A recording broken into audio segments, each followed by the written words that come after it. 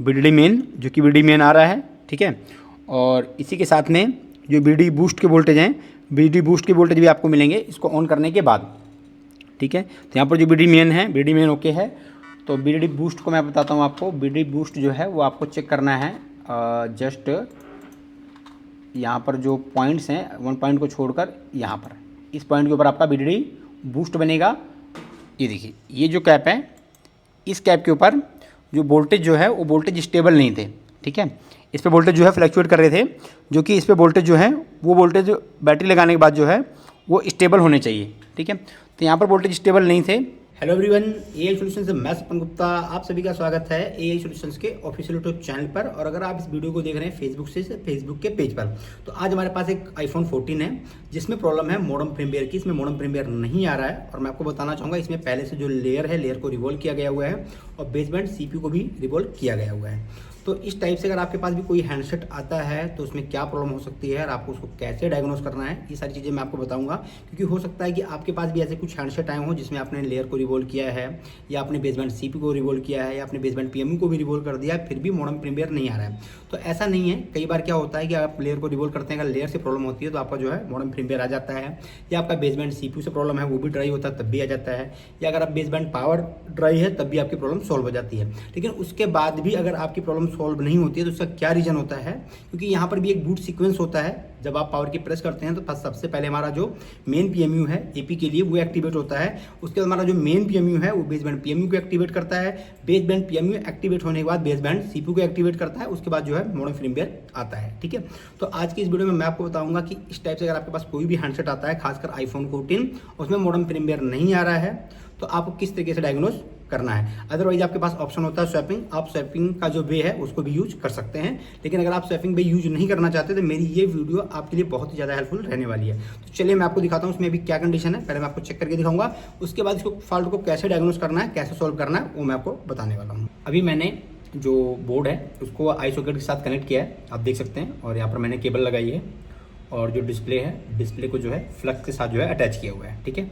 तो एक बार मैं आपको ऑन करके दिखाता हूँ यहाँ पर भी क्या कंडीशन है।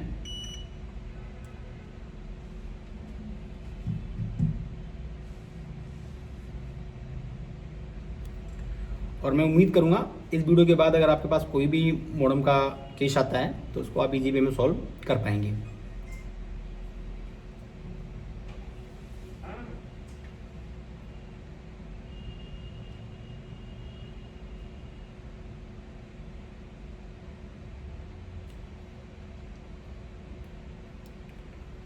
तो अभी आप देख सकते हैं यहाँ पर जो नेटवर्क है, नेटवर्क रनिंग केस में है, ठीक है।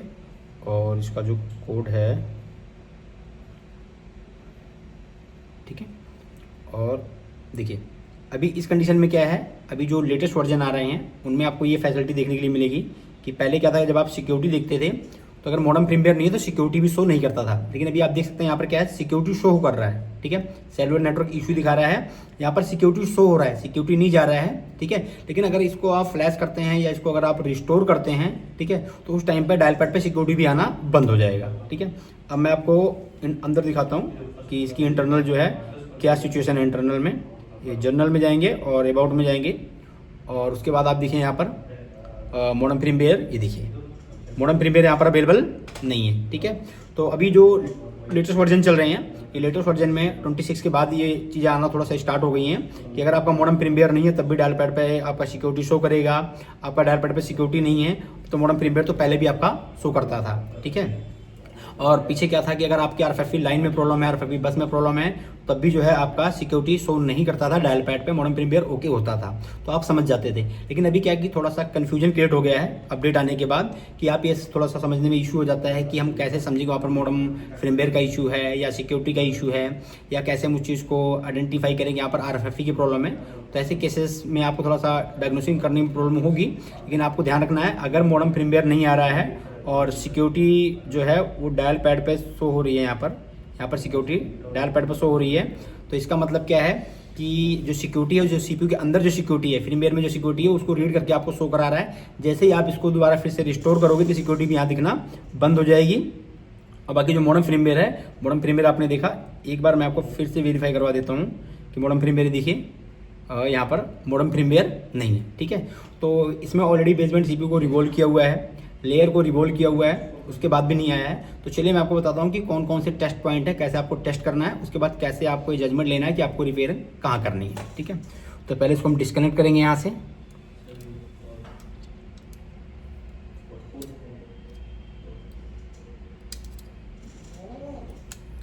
और फर्स्ट मैं आपको दिखाऊंगा कि यहाँ पर बोर्ड के अंदर कोई भी लीकेज शॉर्टिंग का इशू नहीं है। चलिए, तो अभी आपके सामने जो है ये मदरबोर्ड दिख रहा है, और अभी जो बोर्ड है उसको मैंने आई सॉकेट में ही फिक्स किया हुआ है, आई सॉकेट से बाहर नहीं किया हुआ है। ठीक है, क्योंकि हमें अभी टेस्टिंग करना है। तो पहले मैं आपको कूल टेस्टिंग दिखाता हूँ कि कूल टेस्टिंग में यहाँ पर कोई लाइन लीकेज शॉर्ट कंडीशन में नहीं है। सबसे पहले आपको जो है वो लीकेज शॉर्ट को वेरीफाई कर लेना है। ठीक है, ये हमारा बेसबैंड PMU है PMX65। ठीक है, और ये हमारी PMK है। जैसे कि आपको पता है, अगर आप एंड्रॉयड का काम करते हैं तो उसमें भी PMK IC यूज होती है, जो क्लॉक का काम करती है। तो ये हमारी PMK IC है। ठीक है, और बेसबैंड CPU अभी इंटरनल है, तो उसको भी मैं आपको दिखाऊंगा, बेसबैंड CPU को भी। तो पहले यहाँ पर देखिए हम लीकेज शॉर्टिंग चेक कर लेंगे। यहाँ पर कोई लीकेज शॉर्टिंग नहीं होनी चाहिए। ठीक है, मल्टीमीटर आप देख सकते हैं डायोड मोड में है। हम वन साइड से स्टार्ट करते हैं।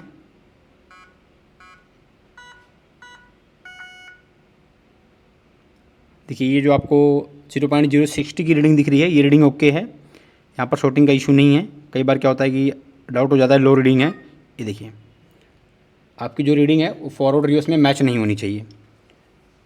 और भी जो कैप हैं इन सभी को आपको वेरीफाई कर लेना है।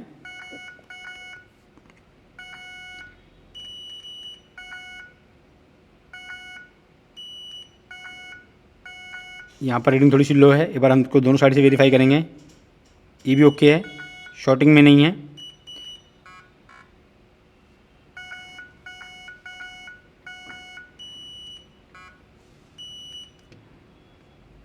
तो इस तरीके से आपको सारे सेक्शन को वेरीफाई कर लेना है।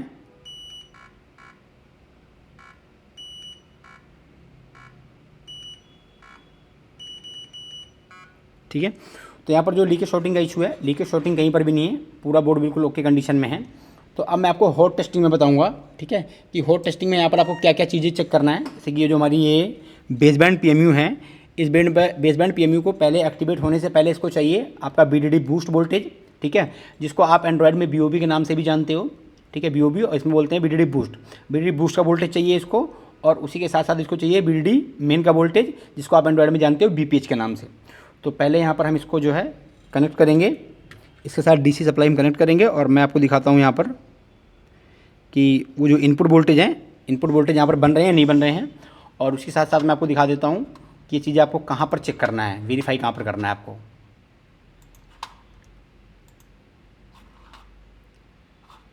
ठीक है, ये देखिए अभी मैंने इसको बोर्ड है, मैंने इसका बोर्ड ओपन किया हुआ है, और यहाँ से हम जाएंगे बैटरी कनेक्टर के ऊपर। यहाँ देखिए ये बैटरी कनेक्टर का पॉइंट है। ठीक है, हम बैक साइड में जाएंगे तो ये यहाँ पर ये पॉइंट कनेक्टेड है, और उसके बाद जो है यहाँ से बनेगा ये BDD मेन। यहाँ से देखिए ये है BDD मेन की लाइन, आपको ध्यान रखना है, ये है BDD मेन की लाइन। ठीक है, अब ये जो BDD मेन है, अगर इसको हम बैक में चेक करेंगे तो देखिए यहाँ पर इसको आप चेक कर सकते हैं, जो कैप लगे हुए हैं, और इस कॉइल के पास में आप BDD मेन को वेरीफाई कर सकते हैं। ये देखिए यहाँ पर एक कैप लगा हुआ है, और यहाँ पर कैप लगे हुए हैं। यहाँ पर जस्ट बेसबैंड PMU के पास में भी इसको आप वेरीफाई कर सकते हैं। तो चलिए एक बार मैं आपको चेक करके दिखा देता हूँ।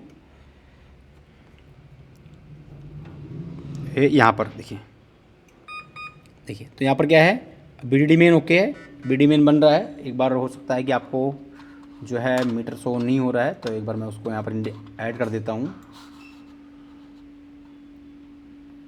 ये देखिए, ठीक है, तो यहाँ पर जो है ये देखिए ये है BDD मेन, जो कि BDD मेन आ रहा है। ठीक है, और इसी के साथ में जो BDD बूस्ट के वोल्टेज हैं, BDD बूस्ट के वोल्टेज भी आपको मिलेंगे इसको ऑन करने के बाद। ठीक है, तो यहाँ पर जो BDD मेन है, BDD मेन ओके है। तो BDD बूस्ट को मैं बताता हूँ आपको। BDD बूस्ट जो है वो आपको चेक करना है, जस्ट यहाँ पर जो पॉइंट्स हैं, वन पॉइंट को छोड़कर यहाँ पर इस पॉइंट के ऊपर आपका BDD बूस्ट बनेगा। तो अगर हम जाएं बेसबैंड PMU के पास में, तो बेसबैंड PMU के पास में आप BDD बूस्ट को चेक नहीं कर पाएंगे, क्योंकि आप देख सकते हैं जो BDD बूस्ट है वो ओनली फॉर जो है इसके जो टेस्ट पॉइंट हैं वो आपके नीचे CPU वाले बोर्ड पर हैं, या इंटरनली पॉइंटों पे हैं, लेकिन इसको आप आउटसाइड में इसको आप चेक नहीं कर सकते हैं कि BDD बूस्ट बन रहा है नहीं बन रहा है। इसको चेक करने के लिए हमें जो है बेस बैंड PMU को निकालना होगा, उसके बाद इसकी पैड के ऊपर हम इसको वेरीफाई कर सकते हैं। ठीक है, अब देखिए, अब यहाँ पर मैं आपको कुछ टेस्टिंग पॉइंट ऐसे बता रहा हूँ, इसके साथ साथ में और आपको क्या क्या वेरीफाई करना है इसके लिए। ठीक है, एक तो आपको यहाँ पर एक 1.8 का वोल्टेज वेरीफाई करना है सिस्टम के लिए। दिखाता हूँ मैं आपको।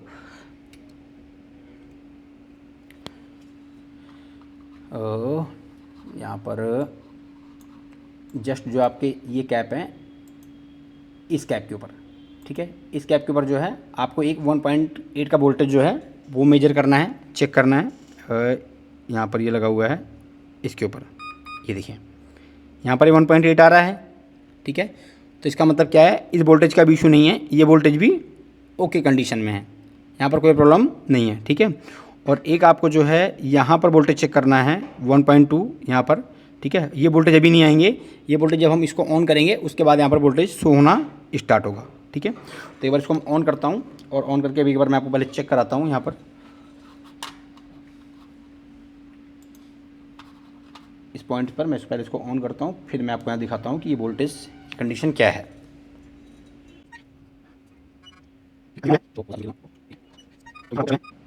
देखिए 1.2 आ रहे हैं यहाँ पर।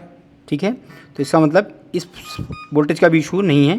ठीक है, ये अनेबलिंग वोल्टेज है जो कि PMU से आएगा, हमारा मेन PMU से वोल्टेज आएगा। तो ये मेन PMU से यहाँ पर वोल्टेज भी आ रहा है, और यहाँ पर 1.8 भी बन रहा है सिस्टम ओके का। ठीक है, तो इनकी प्रॉब्लम नहीं है। अब क्या है कि यहाँ पर जो हमारा मेन PMU है, ठीक है, हमारे मेन PMU से बेस बैंड PMU के लिए एक एक्टिवेशन का वोल्टेज आता है। ठीक है, और वो जो वोल्टेज की लाइन है वो इसकी इंटरनली है, तो उसके लिए हमको बेस बैंड PMU को हमको निकालना पड़ेगा। लेकिन बेस बैंड PMU को निकालने से पहले हम जो है बेस बैंड PMU का जो आउटपुट वोल्टेज है उसको वेरीफाई करते हैं। ठीक है, अभी क्या है, हमने फ़ोन को ऑन किया है, तो यहाँ पर जो है बेस बैंड PMU के वोल्टेज बनने चाहिए। तो एक बार मैं इसको फिर से एक बार ऑन कर देता हूँ, एक बार ये बंद हो गया था।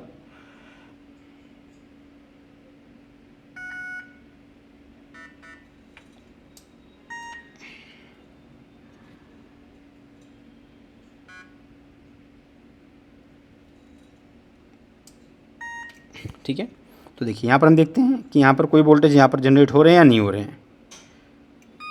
ये BDD मेन है, इन कैप के ऊपर वोल्टेज बनने चाहिए। देखिए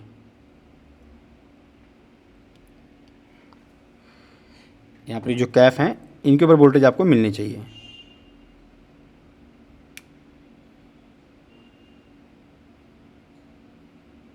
देखिए यहाँ पर कोई वोल्टेज नहीं है, यहाँ पर कोई भी वोल्टेज अभी नहीं आ रहे हैं। और थोड़ा सा इधर भी दिखाऊंगा मैं आपको, ये देखिए यहाँ पर ये जो बेस बैंड PMU के जो कैप लगे हुए हैं इनमें कोई भी सप्लाई नहीं आ रही है। ठीक है, जो कि हमारा फ़ोन ऑन है और बेस बैंड PMU एक्टिवेट होगा तो यहाँ पर सप्लाई आएगी। ठीक है, तो यहाँ पर क्या है कि अभी जो बेस बैंड PMU है वो एक्टिवेट नहीं हो रहा है। ठीक है, तो एक बार जो है मैं आपको बैक साइड में दिखाऊंगा क्या कंडीशन है, और उसके बाद आपको चीज़ें ध्यान रखना है, चीज़ें आपको केयरफुली नोटिस करना है। एक बार मैं आपको फिर से दोबारा रिवाइंड करा देता हूँ। ठीक है, आपको मेनली जो बातें हैं उनका आपको ध्यान रखना है कि मैंने यहाँ पर क्या क्या चीज़ें बताई हैं। नंबर 1 कि आपकी कोई लाइन लीकेज शॉर्ट में नहीं होनी चाहिए, नंबर फर्स्ट। और लाइन लीकेज शॉर्टिंग में अगर आपकी नहीं है, ठीक है, तो आपको जो है 1.8 सिस्टम ओके के लिए चेक कर लेना है। 1.8 सिस्टम ओके के लिए ओके है तो 1.2 आपको रिसेट के लिए चेक कर लेना है। ठीक है, अगर वो भी ओके हो, जो कि वो भी बेस बैंड PMU जो कि हमारी मेन PMU से आती है, उसके बाद जो हमारी बेस बैंड PMU है उसके लिए भी एक एक्टिवेशन का वोल्टेज आता है जो कि हमारा बेस बैंड जो कि हमारा मेन PMU से ही आएगा। तो वो जो टेस्ट पॉइंट है वो टेस्ट पॉइंट इसके अंडरग्राउंड में है, तो हमें उसके लिए PMU को निकालना पड़ेगा। और PMU निकालने के बाद जो है हम उस जो वोल्टेज है एक्टिवेशन का, एनेबल वोल्टेज है जो उसको एक्टिवेट करता है, उसको चेक करेंगे। अगर वो वोल्टेज भी ओके होता है तो इसका मतलब यहाँ पर जो प्रॉब्लम है वो बेस बैंड PMU से आ रही है। तो इस केस में हम बेस बैंड PMU को चेंज करेंगे और यहाँ पर हमारी जो प्रॉब्लम है प्रॉब्लम सॉल्व हो जाएगी। ठीक है, तो चलिए पहले मैं आपको दिखाता हूँ यहाँ पर भी बोर्ड की कंडीशन क्या है, उसके बाद आगे क्या कंडीशन होती है वो हम देखते हैं। तो ये पहले मैं इसको हैं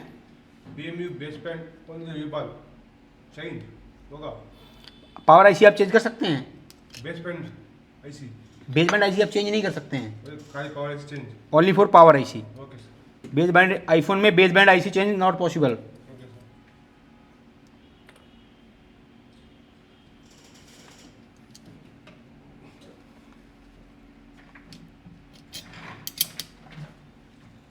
है, तो ये अभी ये देखिए ये बॉडी कंडीशन है। और एक बार थोड़ा सा स्क्रीन को मैं बिग साइज में कर लूँगा। ठीक है, देखिए ये बॉडी कंडीशन है। यहाँ पर जो बेसबैंड सीपीयू है, देखिए बेसबैंड सीपीयू को रिवॉल्व किया हुआ है। देखिए बेसबैंड सीपीयू रिवॉल्व है। ठीक है, और यहाँ पर जो है कोई कंपोनेंट वगैरह भी मिसिंग नहीं है। और लेयर को भी रिवॉल्व किया हुआ है एक बार, लेकिन उसके बाद भी जो है यहाँ पर मॉडर्न फर्मवेयर नहीं आया हुआ है। तो यहाँ पर जो कैप लगे हुए हैं, इन कैप पे भी आपको लीकेज शॉर्टिंग एक बार वेरीफाई कर लेना है। ठीक है, एक बार मैं आपको दिखा देता हूँ यहाँ पर कैप की जो रीडिंग्स वगैरह हैं वो क्या रहने वाली हैं। आपको देखिए कोई भी कॉन्सेप्ट आपको स्किप नहीं करना है। अगर आप थोड़ा सा भी अगर स्किप करेंगे तो आप जो है इसको रिपेयर नहीं कर पाएंगे।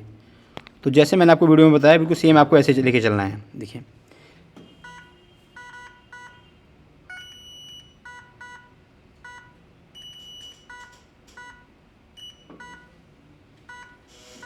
ठीक है, तो यहाँ पर कोई भी लीकेज शॉर्टिंग नहीं है।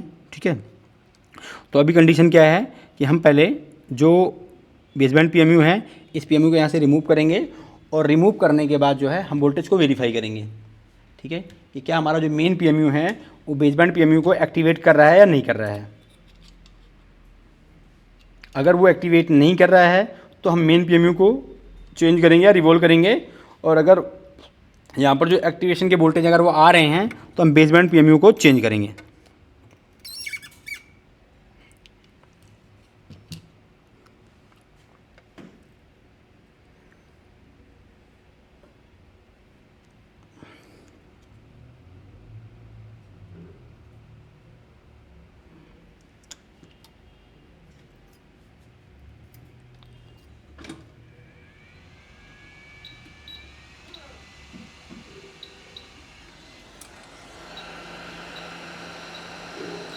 एसएमडी में यूज कर रहा हूँ क्योंकि 2008, और हीटिंग जो मैंने रखी है वो 400 रखी हुई है और एयर 100।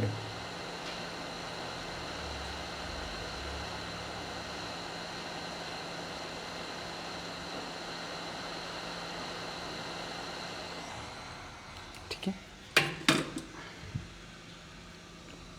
यहाँ पर देखिए यहाँ पर कोई बॉल वगैरह जो हैं कोई बॉल भी डैमेज नहीं है। यहाँ पर कोई बॉल डैमेज है। अभी आपको जो सारे एक साथ में कनेक्टेड दिख रहे हैं ये मेरे आईसी निकालने से हुआ है, थोड़ा सा मूवमेंट होने से। ठीक है, तो पहले यहाँ पर इसको हम क्लीन करेंगे।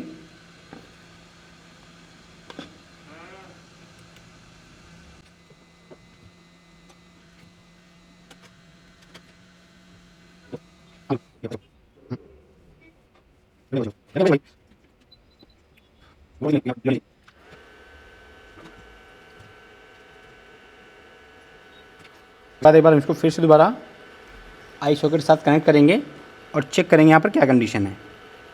अगर यहाँ पर जो है हमारा मेन पीएमयू जो है वो बेसबैंड पीएमयू को एक्टिवेट कर रहा है और उसके बाद भी जो है यहाँ पर वोल्टेज नहीं बन रहे हैं, तो इसका मतलब ये प्रॉब्लम जो है बेसबैंड पीएमयू से है। हम बेसबैंड पीएमयू को चेंज करेंगे।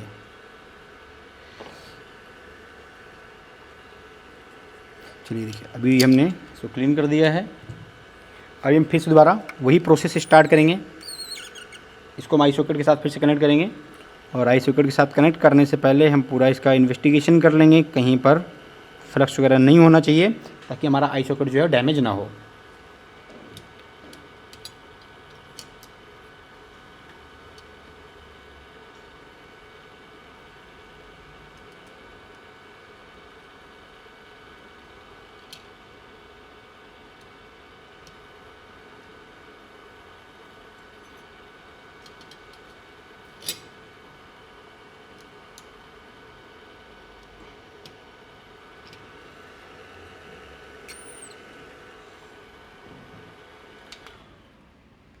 तो यहाँ पर हमने जो है वो डीसी सप्लाई कनेक्ट कर दी है। और अब यहाँ पर मैं पहले एक बार आपको पॉइंट है उस पॉइंट को वेरीफाई करा देता हूँ कि आपको कहाँ पर जो है वो एक्टिवेशन के वोल्टेज चेक करने हैं।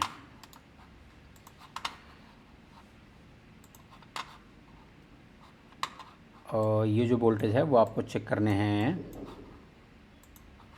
Just a second. यहाँ से आपको देखिए यहाँ से 1 2 3 4 5 6 7 8 इस पॉइंट के ऊपर ये वोल्टेज आपको वेरीफाई करना है। ठीक है, एक बार मैं इसको वेरीफाई कर लेता हूँ। बिल्कुल, यहाँ देखिए हमारा जो मेन पीएमयू है, हमारे मेन पीएमयू से बेसबैंड जो पीएमयू है उसके लिए ये एक्टिवेशन के लिए ये वोल्टेज आएगा। तो इसको वेरीफाई करना है कि यहाँ पर अभी आ रहा है या नहीं आ रहा है। तो एक बार मैं जूम कर लूँगा ताकि ये पता चल जाए कि कौन से पॉइंट पे आने वाला है। ये देखिए, और इसकी अगर पॉइंट की बात करें तो अगर हम इस साइड से अगर हम काउंटिंग करना स्टार्ट करते हैं तो 1 2 3 और ये 4 के बाद हमें डाउन साइड में जाना है 1 और 2। ठीक है, अगर हम अपने कंडीशन में इसको वेरीफाई करें, यहाँ से देखें तो है यहाँ पर 1 2 3 और 4, यहाँ पर 1 और 2, ये पॉइंट होना चाहिए। देखिए यहाँ पर 1 2 3 4 और 1 2। ठीक है, फिर से एक बार वेरीफाई हो जाएं 1 2 3 4, 4 नंबर। उसके बाद आपको जाना डाउन में, और नीचे भी आपको 4 नंबर ही मिलेंगे 1 2 3 4। इधर से भी 1 2 3 4, इधर से भी 1 2 3 4, कोई भी ऑप्शन आप चूज करें। यहाँ से भी देखिए 1 2 3 4 और फिर आपको 1 2 इधर जाना है, या यहाँ से आप करते हैं तो 1 2 3 4, फिर आपको सेकंड नंबर पे जाना है। तो पहले इसको हम ऑन करेंगे। ये तो बहुत बड़ा मिस्टेक हो गया, अभी जो बीच की वीडियो थी वो हमने शूट ही नहीं की। क्या बोलें, रिकॉर्डिंग में सबसे बड़ी प्रॉब्लम यही आती है कि आप इधर ध्यान देना पड़ता है, कैमरे में ध्यान देना पड़ता है, रिकॉर्डिंग में ध्यान देना पड़ता है। अभी जो बीच का कॉन्सेप्ट तो मैंने शूट ही नहीं किया है। चलिए कोई इशू नहीं है, मैं इसको एक बार जो है ऐसे ही एक्सप्लेन कर दे रहा हूँ। ठीक है, वो समझ में आ जाएगा। तो देखिए यहाँ पर क्या है कि जो बीच का वीडियो था वो मैं शूट नहीं कर पाया। मैंने वहाँ पर जो है रिकॉर्डिंग में स्टार्ट जो है वो नहीं किया था, क्योंकि वो माइंड से कभी कभी माइंड में रहता है, माइंड में नहीं भी रहता है, तो सारी चीज़ें थोड़ा सा कभी भी हो जाता है। बाकी मैं इसमें आपको सारी चीज़ें एक्सप्लेन करता हूँ इसमें हमने क्या क्या किया है। पहले हमने जो पीएमयू है, हमने पीएमयू को चेंज किया। पीएमयू को चेंज करने के बाद भी जो है यहाँ पर जो सप्लाई नहीं बन रही थी। ठीक है, मैं एक बार आपको दिखा देता हूँ यहाँ पर कंडीशन जो है, ये देखिए हमने पहले पीएमयू को चेंज किया था, और पीएमयू को चेंज करने के बाद भी जो सप्लाई है वो सप्लाई नहीं बन रही थी। तो उसके बाद जो है मुझे ऐसा लगा कि कहीं ना कहीं शॉर्टिंग का भी इशू हो सकता है। ठीक है, तो या तो हम इसके नीचे के पूरे पैड चेक करें, ठीक है, या जो है हम निकाल लेते हैं यहाँ पर, क्योंकि ऑलरेडी जो बेसबैंड सीपीयू है, बेसबैंड सीपीयू पे काम किया गया था, और ऊपर की जो लेयर को रिमूव करते हैं तो हीटिंग से रिमूव करते हैं, तो हो सकता है कि जो एचडीआर है, एचडीआर के जो बोल हैं वो भी डिस्टर्ब हुए हों। तो हमने यहाँ पर जो सील्ड है, सील्ड को निकाला है, और निकाल के हमने यहाँ चेक किया तो बिल्कुल ही फ्रेश कंडीशन में था। यहाँ पर कोई भी बोल वगैरह बाहर नहीं थी, मतलब एचडीआर से कोई भी प्रॉब्लम नहीं थी। ठीक है ना। तो इसके बाद जो है इस पीएम का जो कॉम्बिनेशन बनता है वो बनता है आपकी पीएमके के साथ। ठीक है, फिर हमने यहाँ पर पीएमके को चेक किया, तो पीएमके में क्या है कि पीएमके में हमें कुछ सिम्टम जो है वो सही नहीं मिला। यहाँ पर जो प्रॉब्लम आ रही थी वो प्रॉब्लम पीएमके से आ रही थी। आप ये कह सकते हैं कि हमने जो फर्स्ट पावर चेंज की थी इसकी भी हो सकता है प्रॉब्लम ना रही हो। ठीक है, क्योंकि इसको चेंज करने के बाद भी जो है सप्लाई नहीं बन रही थी। तो फिर हमने पीएमके को चेक किया, तो पीएमके को जब हमने यहाँ पर चेक किया तो यहाँ पर जो पीएमके था वो पीएमके स्टेबल नहीं था, क्योंकि यहाँ पर ये पीएमके का जो है बीडीडी बाईपास कैप है। ठीक है, और इस कैपेसिटर के ऊपर वोल्टेज स्टेबल नहीं थे। मैं एक बार आपको दिखा देता हूँ, इस वहाँ पर जरा डब्ल्यू में एक बार मैं आपको दिखा देता हूँ।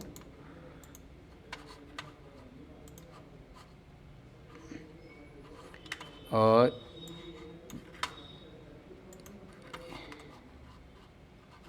थोड़ा सा जूम करके, नहीं बैक की साइड में था,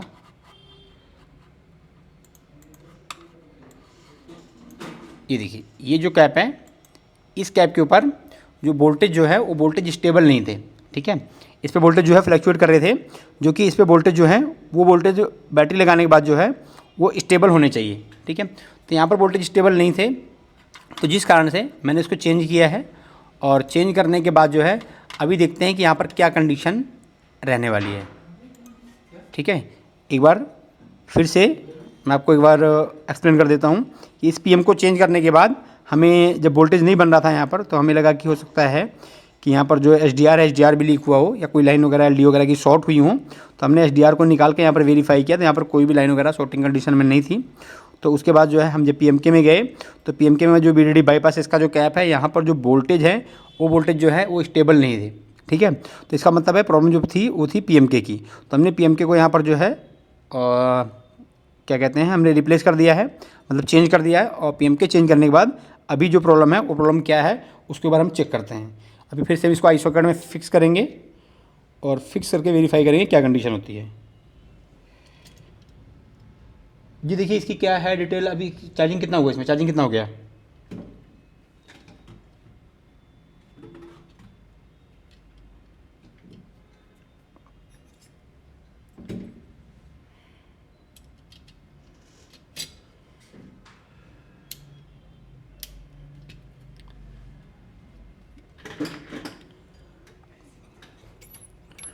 तो पहले यहाँ पर हम वोल्टेज ही वेरीफाई करेंगे।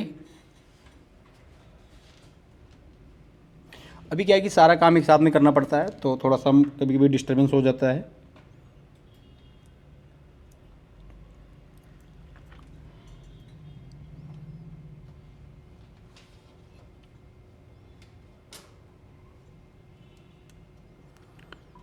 ठीक है, एक बार हमने यहाँ पर जो है डीसी सप्लाई से कनेक्ट कर दिया है।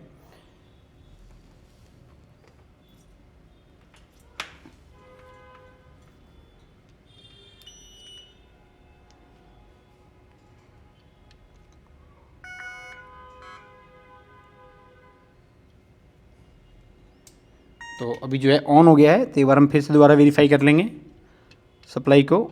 और यहाँ देखिए 1.8 यहाँ होना चाहिए, यहाँ पर 1.8 ओके है। और यहाँ पर भी सप्लाई जो है होनी चाहिए 1.2, यहाँ पर भी 1.2 ओके है।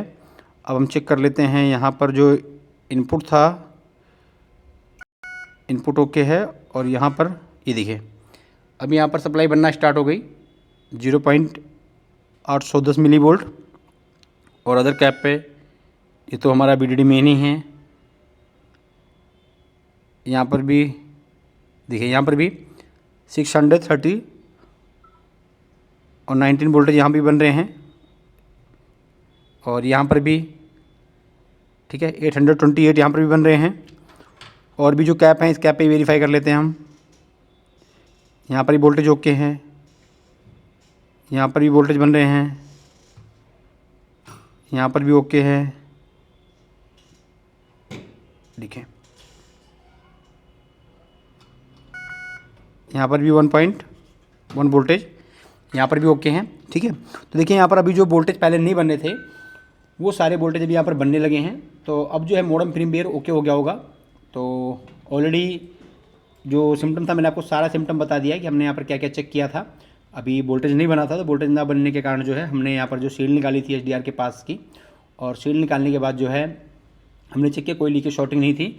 उसके बाद फिर मैंने मैं एक बार आपको बताता हूँ कि यहाँ पर जो वोल्टेज थे वो वोल्टेज स्टेबल कहाँ पर नहीं थे। ये देखिए जो BDD यहाँ पर बाईपास का जो कैप है इसका, इस कैप के ऊपर यहाँ पर देखिए अब यहाँ पर जो वोल्टेज हैं आपको देखिए स्टेबल दिख रहे हैं।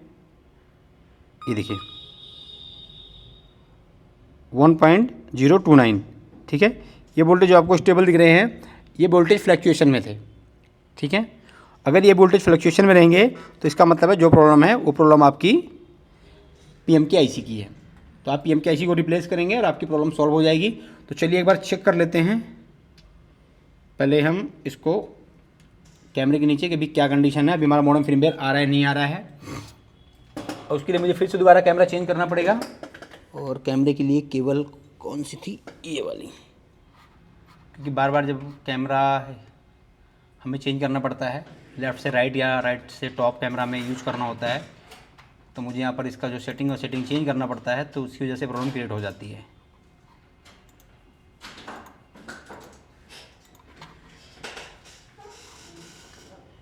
ठीक है, बाकी आप जो बोर्ड है बोर्ड भी वेरीफाई कर सकते हैं, बोर्ड भी सेम ही है, हमने स्वैप नहीं किया हुआ है। और इसका जो सीरियल नंबर वगैरह है, सीरियल नंबर वगैरह भी सब कुछ आपको सेम ही मिलेगा।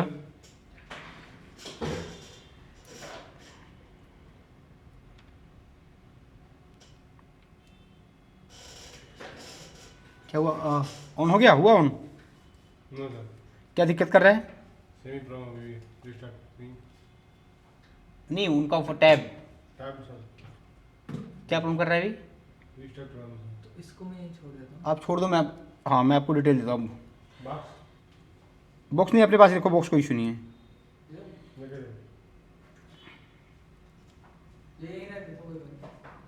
हाँ कोई इशू नहीं, जैसा आपको कंप्लीट लगता है कोई दिक्कत नहीं। ठीक है। तो एक बार मैं आपको यहाँ पर वेरीफाई करके दिखाता हूँ, क्योंकि अगर अभी सप्लाई बनना स्टार्ट हो गई है तो 100% है कि हमारा जो मॉडेम फर्मवेयर है, मॉडेम फर्मवेयर भी आ गया है।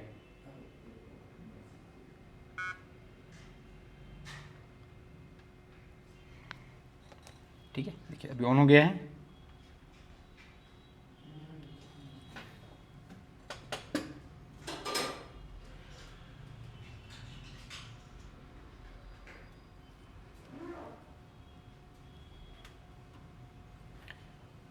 तो किसी भी डिवाइस को रिपेयर करने के लिए आपको बेसिक से अप लेवल तक की नॉलेज होनी चाहिए, तभी आप किसी भी डिवाइस को प्रॉपर तरीके से रिपेयर कर सकते हो।